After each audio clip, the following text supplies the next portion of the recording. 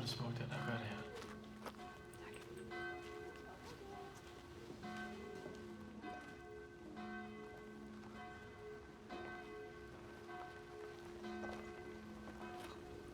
Det kunne ikke være bedre end det der står her i dag. Nej, det håber jeg. Ja.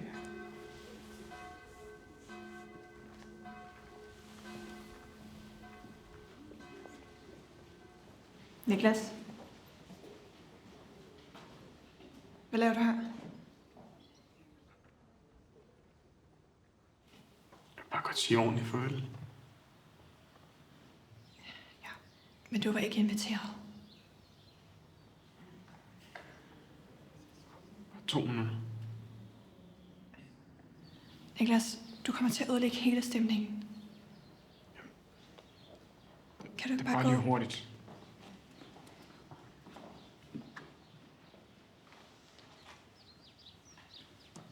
Hvad laver han her? Han sagde mig sige farvel. Og så bad du ham vel om at gå? Jo. Jo, det gør jeg. Ja, jeg ved ikke, hvad jeg laver. Det skal nok gå fint, skat. Ja. Jeg elsker du dig. Tak, mor.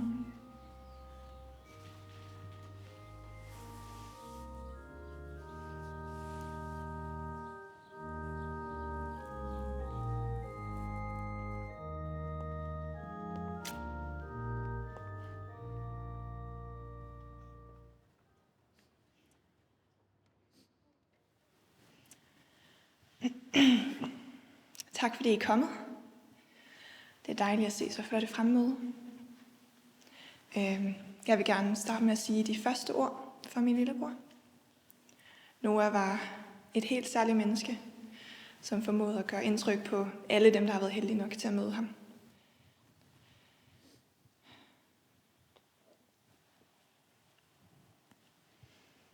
Jeg så selv meget op til ham, og satte stor pris på den tid, vi brugte sammen. Han var altid fuld af energi, og selvom det godt kunne gå lidt vildt for sig en gang imellem, så var det alligevel sammen med ham, at jeg følte mig allermest tryg og tilpas. Han var nysgerrig og åben, og havde en særlig trang til at opdage og udforske. Og han så verden på en helt unik måde. Og derfor synes jeg, at vi skal synge Dejlig er jorden.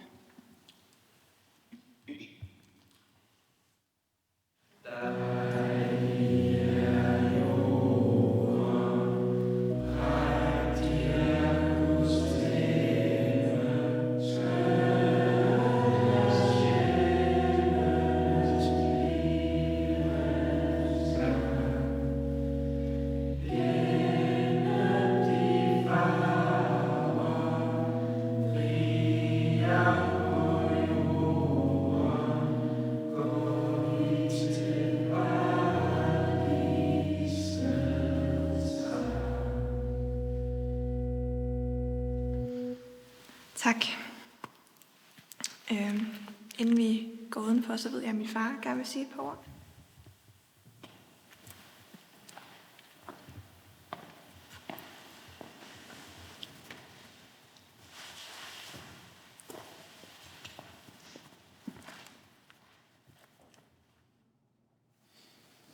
Kære Noah, min søn, jeg savner dig, og jeg ønsker dig tilbage, så vi kunne sidde her sammen og grine og snakke, og jeg kunne lære dig og din anderledes måde at se verden på.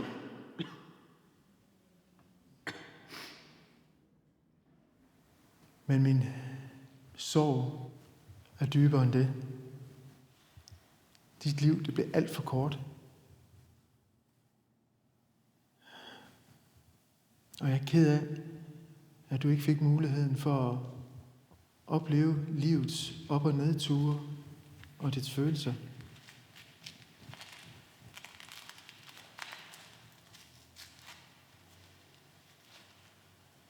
Deri ligger min sorg.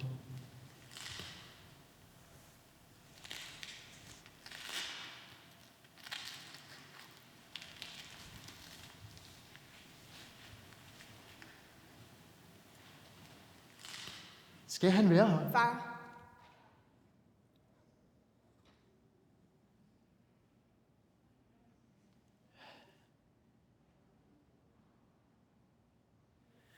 Lad os fortsætte udenfor.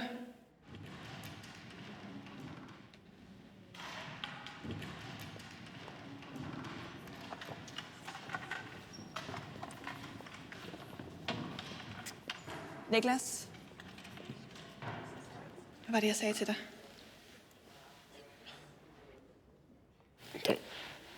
Der var en ekstra plads. Jeg bad dig om at gå.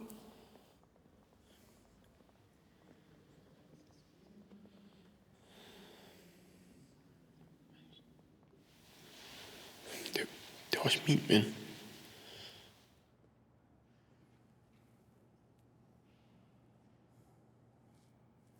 Altså, hvis du virkelig gerne vil være her, så bliver du nødt til at holde dig i baggrunden. Okay? Tak.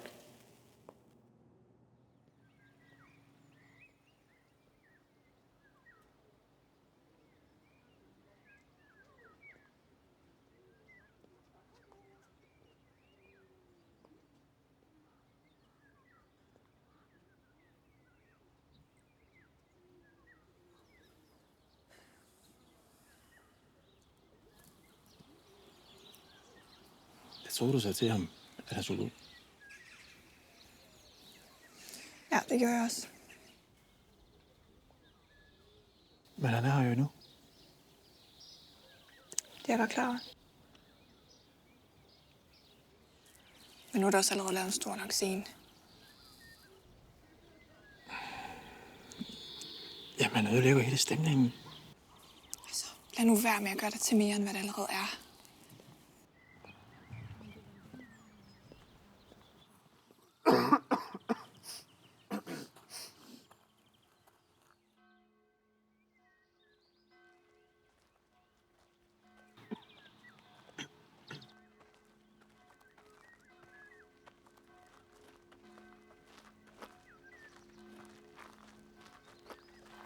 Skal vi lige få en hånd med? Niklas, træd til side. Det er godt.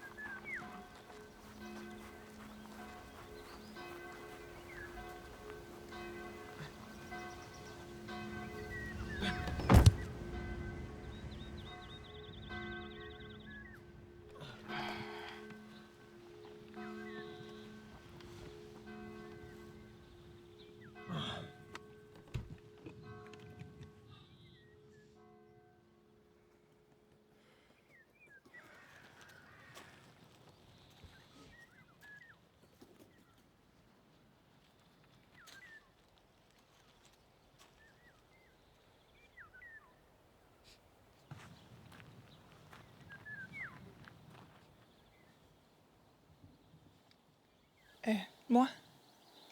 Vil du sige noget?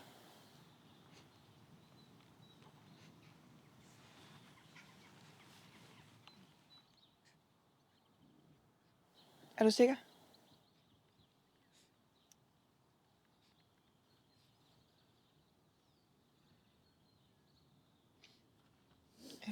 Jeg vil gerne sige nogle ord.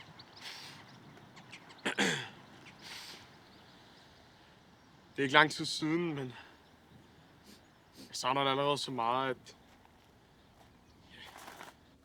Hvad har du en gang i? hvad mener du? Du burde ikke engang være her. Freak. Hvorfor? Du kørte. Du slog ham ihjel. Okay, Josh. Han er kørt.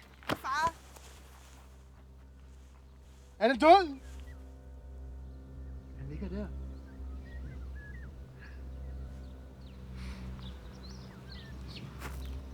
Fejl. Jeg kan have det. Undskyld. En fejl! Fanden er det dig, der er en fejl? Gå! Skrid for fanden!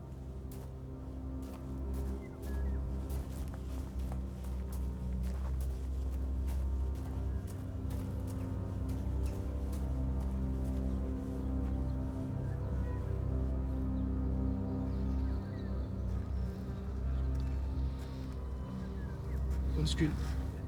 Er der nogen, der vil sige noget? Far, hvad fanden har du gang i? Ja, Han har jo lige sagt det til dig. Det kunne lige så godt have været Nora. Altså, du kan kraftedeme ikke opføre dig på den måde.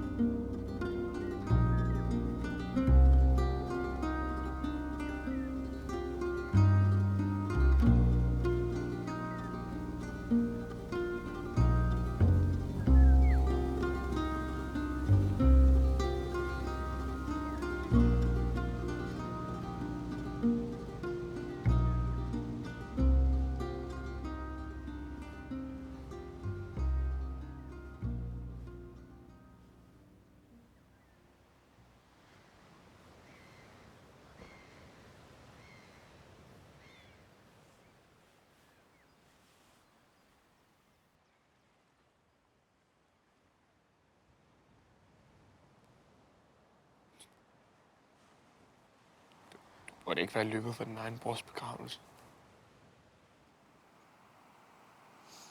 Nej, specielt ikke for dig.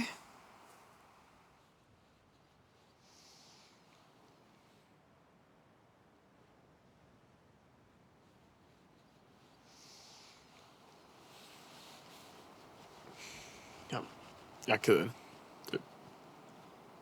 Det var... Det blev sgu for meget.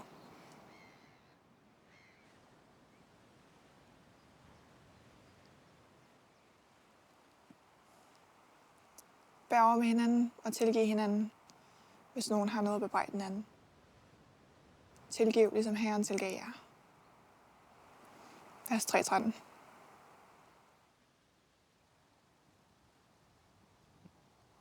Det behøver du ikke.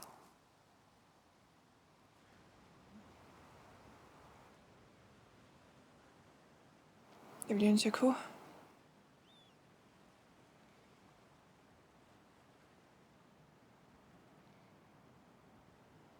Hvad har du tænkt dig at sige? Hvornår? Til begravelsen.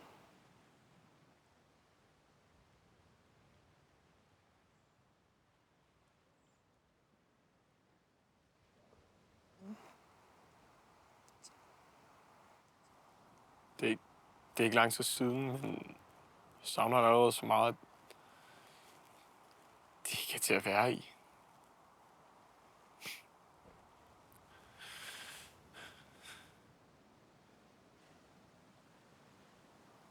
Det værste ved det er, at det var min skyld.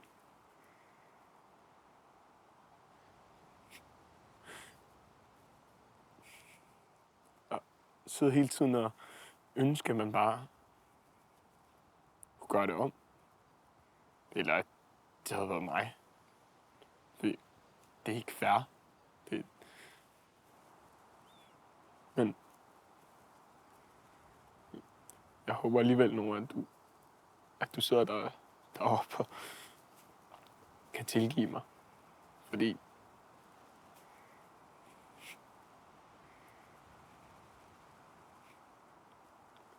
for mig var du også ikke bare en ven, Noah.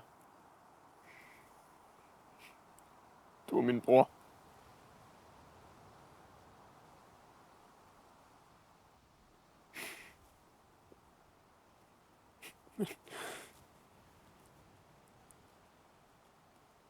Jeg håber bare, du hviler i fred.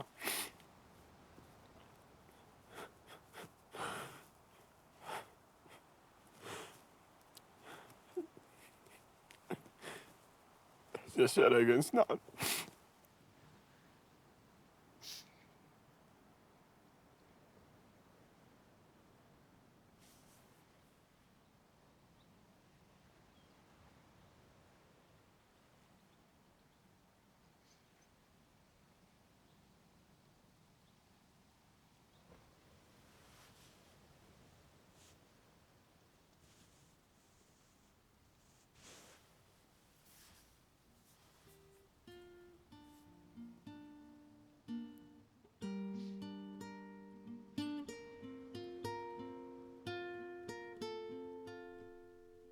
So what do I do when I miss you? 'Cause you